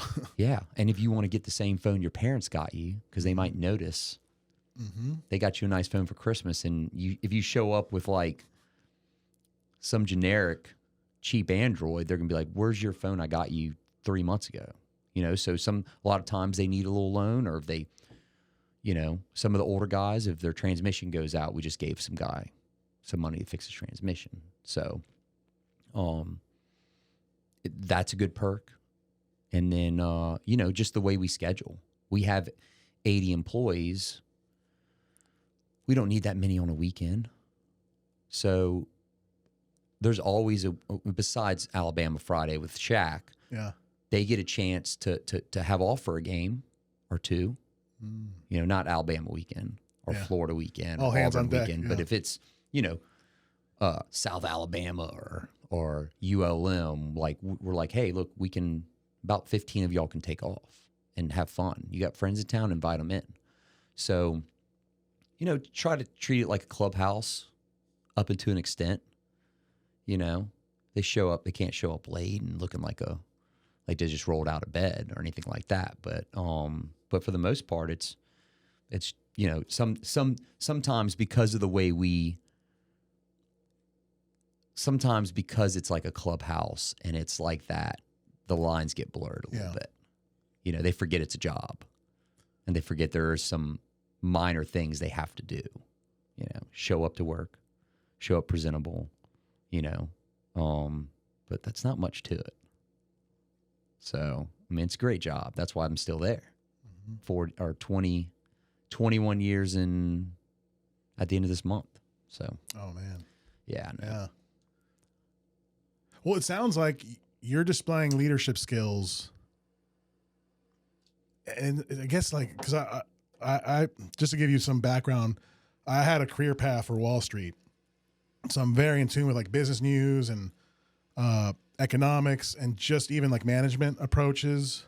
I guess maybe our parents' generation or before, the relationship between boss and staffer is different than what it really is evolved to today, where you're listening. It sounds like you're listening to your staff, wanting to really be a part of this enterprise, but you're not just doing it for lips, like lip sake. You're trying to get information, and it makes them feel like they're empowered, that they're relevant. Yeah, I need them. There's a girl on my staff that's always kind of at the cutting edge of music, and she goes to all these festivals and things like that. So she's in tune with that. She's the first one I text about a new guy that's the next big thing that everybody says they are. And then she's my first to go to see, is this a good fit? Because I don't want, most importantly is that we get along with the DJs, and like they're professional and they have fun but the second thing is to make sure it's not too crazy. Yeah. Too, especially involving alcohol. Just like we'll wake up the whole neighborhood with some of these DJs and the bass, and like it's just constant like hammering the bass and it really loud. But we like the DJs to mix in, music everybody knows, right? Because on a Friday of a home game, I might have, a lot of older clientele. I need them to like recognize some of the music here and there, and they're very good about that, most of them. And can't be too niche. Like we had one DJ that she was just too out there, and it just didn't work. So, just keep it mainstream, because we're attracting large groups of people, and we need them to kind of touch all of that. Yeah, every little preference. Yep. Yeah. Yeah, it sounds similar to what we do too, and we're just not like, a strictly high-end business class. Like we're trying to maximize our market reach. So we will gladly help out we call them the value customer, like the bundled cigars that are inexpensive, like $2, $3 a piece, all the way up to the $600 cigar that we can sell. So we're trying to like, to your point, like you're just not targeting one class. You're trying to broaden your reach. Yep. And I remember like the first time I met you was during a cigar event. Yep. And you were trying to, I don't know, you were, it was just kind of a fun event for some VIPs or friends and family. Yeah. But it wasn't like your typical college demographic. You were trying to maybe incorporate maybe people our age or different demographic. I don't know what I was trying to do. It wasn't making money though. It was, but it was fun. It's brand building. Yes. You know, you might not see an ROI right away. Right. Because we've implemented some of those tactics. And that's a challenge. My father's the owner, so he and I go back and forth. He doesn't always get, but he does put trust in me to implement some of these initiatives like our podcast, which for him, he didn't understand what that was. Yeah. But I pitched it and framed it in a way where just, if we're consistent, you know, it's a loss leader. Like some of your giveaways, you might not see that ROI, but in the long term, it reinforces your brand and your culture. Yeah. And it just shows the customer that you're trying. Like a lot of it's just, you know, we have tie-dye parties over the summer where we supply a t-shirt and our customers can come in and we'll set up these tables where they can tie-dye their own shirt. And, you know, that day is not a big drinking day. Like they might have one beer and then they'll leave. Once they get their t-shirt, they'll leave. But they're going to wear that shirt to Jazz Fest. They're going to wear that shirt on game days if they do a purple and gold. Sometimes we'll do a purple and gold tie-dye. So yeah, it's all about, you know, we'll get the Instagram messages going, oh, I wish I was there. You know what I mean? And some of that, you know, it's all about the effort. The customer wants to see that you're not just throwing the same specials up over and over and over. And it's like, you got to keep their attention, even if it's things that they're not participating in. If they see, you want them to be, when they come back from their Texas internship, you want them to be sad that they missed all these things and that they're coming back and they're like, more stuff's coming. You know, you want them to miss you. And that's been the only positive aspect of the students not being here over summer is that when they come back, they're so happy to be back. Yeah. When before, the juniors and seniors all live near Fred's and they come, you know, maybe once every 2 weeks, and like them coming back, they might have only gone back to New Orleans for like 2 weeks. But when they're gone the whole summer and they come back to Fred's, they're like ecstatic, or they just turned 21 over the summer, or, you know, whatever the reason is, they finally are able to get into Fred's at 20. And then, you know, we let them in at 20 and then 21 to drink, of course. But like a lot of times they'll have that birthday over the summer. And, you know, large group, well, man, we've lost a lot of customers. We'll lose thousands of customers from graduation. But we'll get the new ones. Yeah. You know, people that might have gotten a job and that can afford our drinks aren't as cheap as other bars. You know, we don't have the cheapest drinks in town, that's for sure. But what we do is we provide an entertainment and try not to raise the cover charge too much. You know, if you see any of these artists at a smaller venue around, you know, Smoothie King Center, or not a smaller venue, but a different venue, the price to see some of these artists may be double. So we not greedy by any means. We're playing the long game. Yeah. Well, I think you've been doing a good job during your tenure. I mean, I don't hit the bar scene, unfortunately, but it sounds like you can offer something else that will maybe incentivize people my age or my kind of activity level to, you know what, let me check this landmark out, especially if they have like this other experience that isn't typical of like a college bar. Let me ask you this. Have you ever invited like stand-up comedians? Are there like comedy nights? Because I know that I'm asking that because I've been listening like Joe Rogan and getting insight about the comedy world, what he's done for Austin. Yep. Well, and that seems to be a big thing on social media too. Like a lot of these new stand-up comedians are getting discovered through like the Instagram reels or the TikToks. Well, I mean, and we're not so far from Austin, you know what I mean? Mm-hmm. And that's becoming a hub, more like New York, LA. We're closer than, it sounds like they're opening up another comedy club across the street now from, I just heard it on the podcast the other day. So open up another comedy club. The Vulcan is opening up a comedy club like across the street. So they're trying to make that A little hub. okay. There's 2 comedy clubs now. There'll probably be a 3rd one.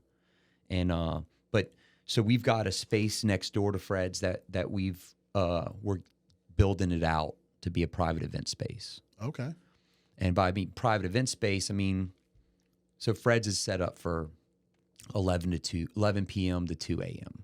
Yeah, Not the much way the seating, city ordinances all are. high tops. No, just like we're catching everybody after they've already been out to eat and they've already gone to another bar. Like our bread and butter is having a lot of people have fun at the same time, and the opposite of like sitting down and eating, right? So, but what we're trying to do with this private event space next door is more seating, more comfortable chairs. Not, we're gonna lose on some capacity, but create a space to where I can have karaoke, a comic, a perfect. It should be perfect for like 50 to 200 people. Yeah. We'll have a stage set up. We'll have LED, and maybe more things on Monday, Tuesday, Wednesdays. Yeah, to draw in during those. And maybe make it 21 only. Maybe go after, or have it. I still don't think I'm gonna get. It's going to take a while to get that 35-year-old or 30-year-old to come to Fred's on just a random Tuesday night. It's probably not going to happen. You know what I mean? But just because of Tigerland, we're in this area that's seen as students only. And but start out with some private events. Rent it out to high school reunions or during football season. I've already got a tailgating crew from Bama wants to rent it out during the day. Oh, wow. Which is fine with me. Yeah. They come on a bus. They go straight into the bar, the area next door that we own, and then go to the game, and then they jump back on the bus. And so they want food catered, they want drinks, they want everything included from like 1 to 5 p.m. if the game's at 7 p.m. Yeah. And it's perfect for that. But also, I would love to see comics, once a month, a comedian night, open mic night. I've heard open mic nights are very effective for like these kind of business models because it allows just a random, like a guy maybe just starting out. He doesn't have a lot practice. You got to practice. Yeah. And it gives those people a chance, an opportunity to develop their craft, maybe make something of themselves. Yep. But I see the benefits from like the business owner or the venue owner to maybe filling that capacity, whereas on some other night they might not. It might be a slow night, Yeah, I mean, look, we're wide open on Monday, Tuesday, Wednesday right now. I think that's a great time to get some of these bands that are traveling from Texas to Florida, and they just want a night to practice or whatever. They can have 100% of the ticket sales, or an open mic night to where people are just trying out new material. Yeah, go for it. Try it out on us. I mean, people in Louisiana are, we're not picky, right? We're pretty happy most of the time. Could totally see that happening. So I'm going to try to use that space for all the things that we've talked about doing at Fred's. It's just not the right space. Yeah. The tent is too big. That hurts me. That's only helpful on those 20 busy days of the year, 20 or 30 days of the year. The rest of it, I can't have a small band in there and 50 people. It's going to look horrible. Yeah. So that space is great for full speed. But if I just want to have something on a Tuesday, Wednesday, I'm hoping this new space can be, and we'll have a LED and the sound already set up. We should be able to just run a quick sound check and then have everything in place. I'm hoping. if oranges don't continue to rise and crawfish prices aren't too crazy, maybe we can afford to do it. We'll see. It's going to be we're actually going through a process right now of permitting some construction in that space right now. So first thing was to redo the bathrooms, and totally new bathrooms. I mean, you got to have nice bathrooms. And so we're doing that now. And, you know, baby steps. We'll do it a little bit at a time because interest rates are high. So, you know, do what we can afford year by year and just kind of grow and, you know, have that 5-year, 10-year goal. Well, it sounds like with your mindset, you're going to find a way to adapt or test the waters to see what you can do and improve. Yeah, we're definitely not going to do anything in the space that is, we're leaving it pretty open right now. Besides, we definitely want to have booths and seating and comfortable. That's about all we know right now. Everything else, we're just going to throw it out there and see what sticks. Mm-hmm. You know, I mean, just leave it up to, I mean, we don't know everything about it, you know, how it's going to play out. All we can do is just try things, and if it works, it works. Yeah.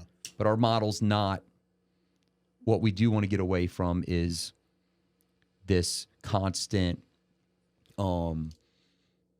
we've got 75-cent drinks, you've got dollar drinks, we're going to beat you up over. We don't want to get into this competition to where the alcohol and the price of the alcohol is our driving force. Mm-hmm.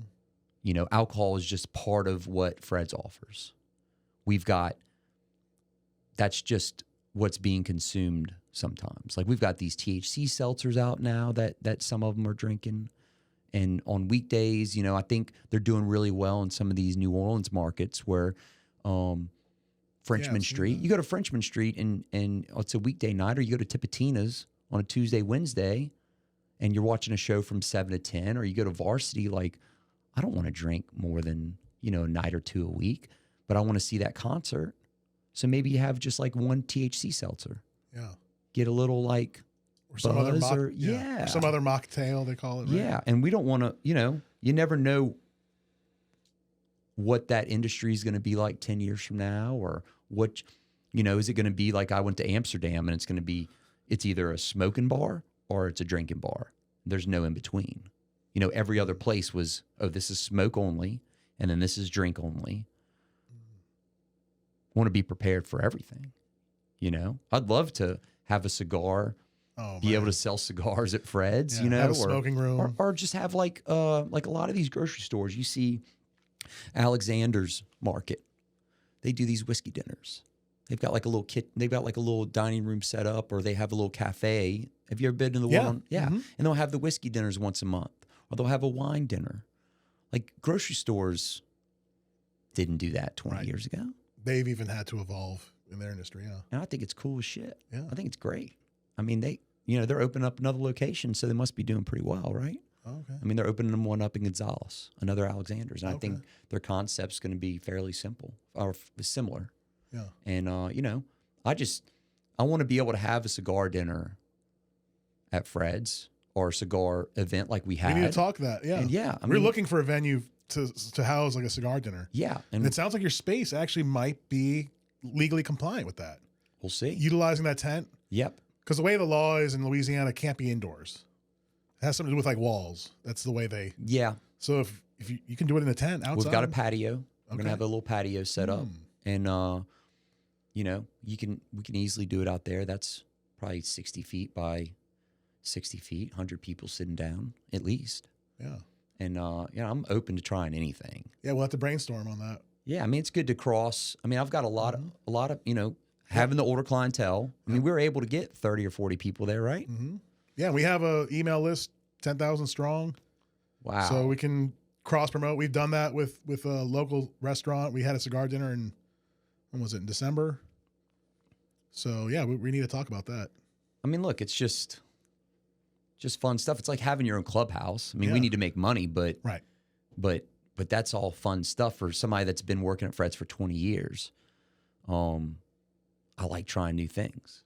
Mm-hmm. You know, that's what makes my job fun. The first 5 years, everything was new to me. At this point, it's like, okay, let's, that's what constantly keeps us. I like to look forward to things. I don't particularly look forward to the second half of January business, because it's like I can't do anything fun because if it's freezing cold last week, and the last 3 days it's been torrential flooding. Yeah. So, I mean, you can't operate like that.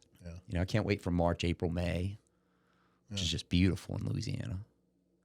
And then we'll take a break for July and August. We'll keep, we'd be just getting cool from going outside in July and August. We'd need like fans in here. Like, my shirt is drenched stepping out in the middle of July immediately. Yeah, so, just doing nothing. You just step outside and you're already wet again. That's not good for big guys in Louisiana. No, oh, no, not me. No. No. So, I look forward to doing, I'm down for anything. I think the comedian thing's a great idea.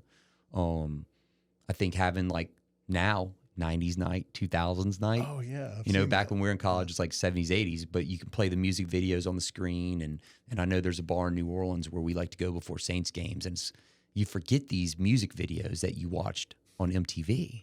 Yeah. We used to sit there and watch music videos for hours. Yeah. And you forget how corny they were sometimes and how great they were. But it's nostalgic. Yeah. I mean, you watch like an old Usher thong song video and you're like, holy shit. Yeah. How did he get away with that? Uh-huh. Or like, that was so great. Mm-hmm. And then these, the old New Orleans 504 boys and No Limit. Oh man. Where they're Cash Money. Yeah. Cash Money. They have all their different colored Plymouth Prowlers. Yeah. And, I mean, that was right by, not far from my parents' house. And oh, come on. Yeah, so a couple miles. But, I mean, you'd see those on the street, and you'd be like, that's, Juvenile or Lil Wayne or whoever. And he's making a little resurgence, a little revisionist of himself. I've heard like he has Who's a that, drink, Juvenile? Right? Yeah, Juvenile, right? Doesn't he have Good a drink? for him. Is it Juvenile? I'm not sure. Could be. Yeah, there's someone. Yeah, like one of these old New Orleans artists.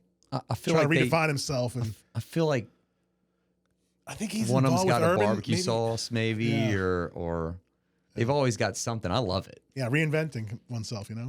Yeah, you might as well. I mean, I trust that Juvenile's got, Let me see. Yeah, see what he's got going on. And look, I know I don't want to keep you because I know you have prior engagements. If we got to stop now, let me know. What time is it? It's 2:07.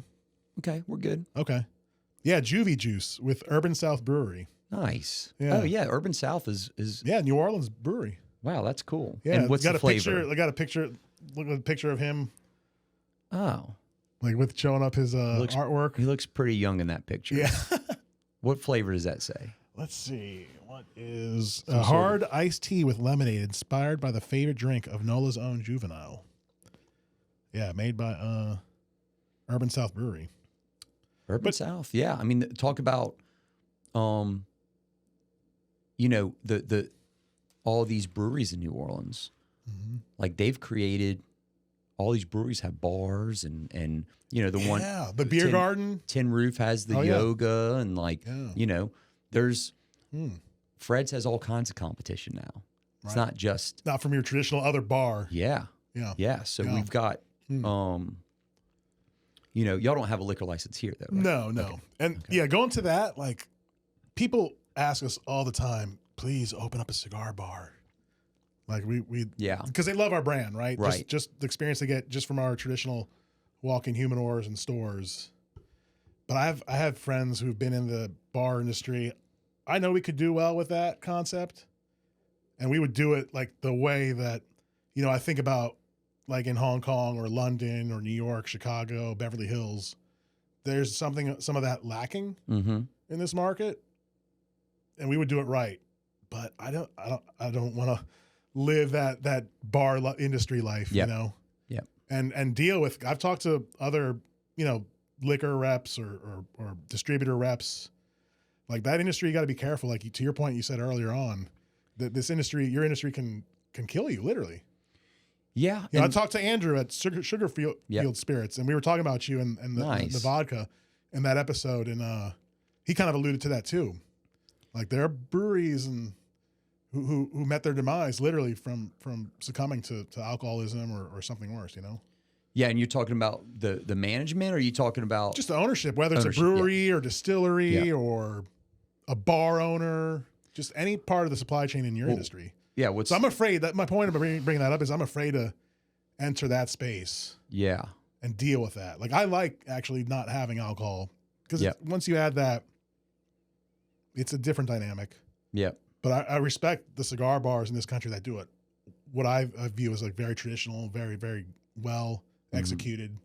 You know, you think about like the library kind of aspect, quiet, dim Yep. lights, it's calm, usually an older clientele, usually affluent. Yep. So we could do that, but I don't think I want to do that. Yeah. It's hard. Mm-hmm. It's hard. But it's definitely appealing, right? The amount of success one can attain if done well. Yep. And if you're coming here, can y'all legally have like open a bottle of whiskey and like private, like bring your own type of beer, or like somebody wants to? No, Okay. no, because But not talking about you selling it, just right, having- even consuming it on consuming site. Because a lot of people don't realize there's a Baton Rouge ordinance that prohibits a BYOB setup. And we get people all the time asking us, they would love to be a member here, but hey, can I store a bottle of bourbon in my locker? And it's like, unfortunately, no, we don't have that permit. Is that because you have a tobacco permit? Yes, it's a tobacco permit. Going together like that. Yeah. And that just is a Baton Rouge thing. Okay. Like when we opened up our store in Covington, they didn't have such a prohibition.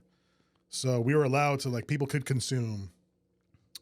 Yeah, But normally we closed that up like 9 years ago. Yeah, normally the city just mirrors the state, but Right. you know, New Orleans and Baton Rouge, I guess in Louisiana, it doesn't. It's not always like that. Well, So- when I first moved here in 2012, they still had those blue laws where you couldn't sell alcohol on Sunday past a certain time. Yep. Or some places couldn't, but then they changed that, I guess, a few years after. yeah, not that. even grocery stores Wow. you couldn't buy a 12-pack of beer before noon at a grocery store on a Sunday. And that wasn't When I too was in long college. ago. When I was in college, yeah. Okay. Yeah. Yeah. And I don't know exactly when that changed. I haven't had to buy a case of beer before.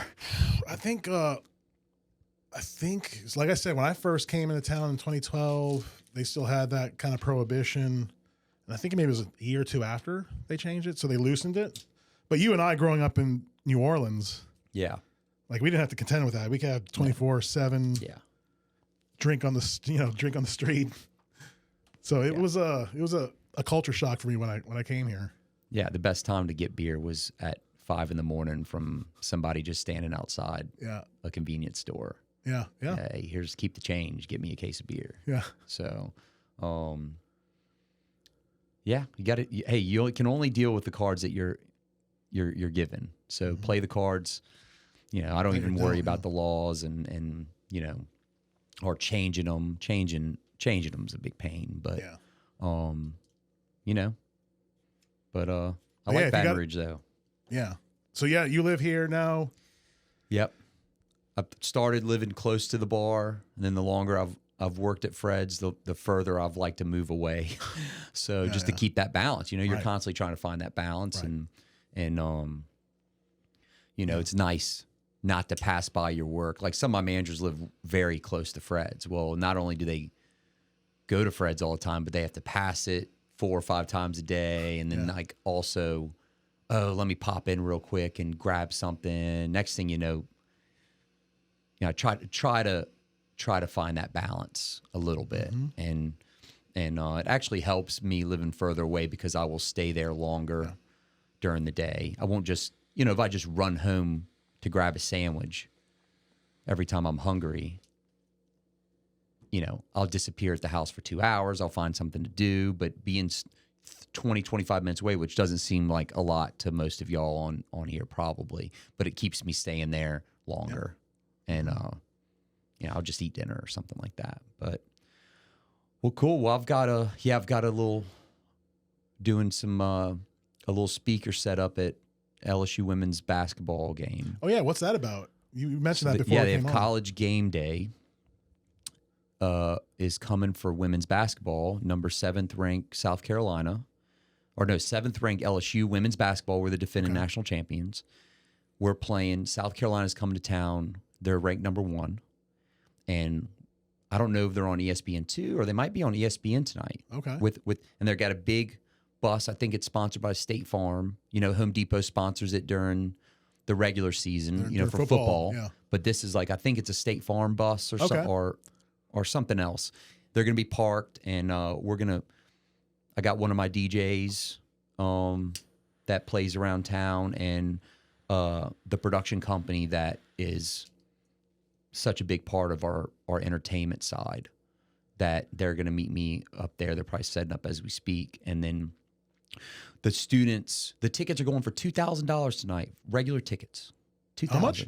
Pull up StubHub and see how much they're going for. $2,000 for women's basketball tonight. Yes. No, I believe you. Yeah. And so they're expecting the students to stand in line for 2 hours to sit in the student section. And that's later today? Right now, or they expect them to start standing in line around 3:30. Holy cow! The game starts at 7, so we're gonna start playing music at 3:30, and then so I wanted to play music for the students while they're waiting in line. Yeah, like they're not got nothing to listen to, so I'm like, I'll provide the music. That's cool. And let's get you out of there. But before we do, look, final puff, 5 rapid questions. Okay, let's do it. Tabasco or Crystal? Crystal. Favorite vacation destination? Navarre Beach. The ideal person you would want to smoke a cigar with, alive or deceased? Joe Rogan.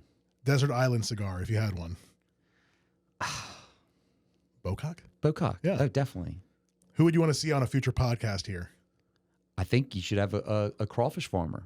Okay. Let's. If you know Troy Landry or someone, I don't know. Oh, it doesn't matter. I know his phone number. Okay. But you might want to in that industry. Who knows how far it goes back? Yeah, I don't want to ruffle any feathers. You might not be able to show the person on camera. You know, you never know how much mafia goes back to crawfish farmers, and I mean, a lot of those Italian mafia guys were into fishing and trapping and shrimping. Yeah, that I was have some friends in New Orleans, like Marcelo, and like I mean, you might need to get somebody blurred out their face and be like, this is all the inner secrets. Voice modulation. Of the crawfish. We could do that. Yeah. We could definitely do that. But I'll find you somebody. Okay. Yeah. All right, my friend. And he'll vent and talk to you about how it works. And, you might want to get somebody from LSU too. I mean, I would love to talk to someone in the biology department about that. Might. Or at the have more data and not just like the politics or the economics. Or like, hey, my great grandfather told me that one time when there was a drought, crawfish was horrible. I mean, I don't know. I just crawfish industry. When we go to do crawfish and it's time to order them, I'll keep a lookout on the prices, and then I'll start asking questions when it actually affects me. But until they actually go on sale and you see a starting price, I'm not too worried about it. Yeah. Because this could all just be every year we get a little bit of crawfish seasons. Yeah, the sky is falling. It's the end of the industry. Yeah, kind of. Now there was season last year, the year before, they were selling crawfish in like early, and they were cheap, and they're like, this can be a great crawfish season. So they have said 1 out of every 5 years they are like, hey, this season's gonna be great. So yeah, I'm not totally discounting what they're saying, but crawfish aren't going anywhere. They might take a year off, but they've been around a lot longer than us, and they hold up in mud for they're like locusts. Yeah, exactly. Yeah, the roaches, the roaches of the sea. Yeah, so. Well, look, I had delicious roaches. Yeah, I had a great time in this. Yeah, man. Thanks again. Maybe I'll come back in a year and let you know how the new venue space is going, and see if any of these ideas panned out. I could be thinking something totally different a year from now. So you're always welcome back, my friend. All right. Thanks again. So much. All right, buddy. Take care, everyone. Until the next episode. Bye.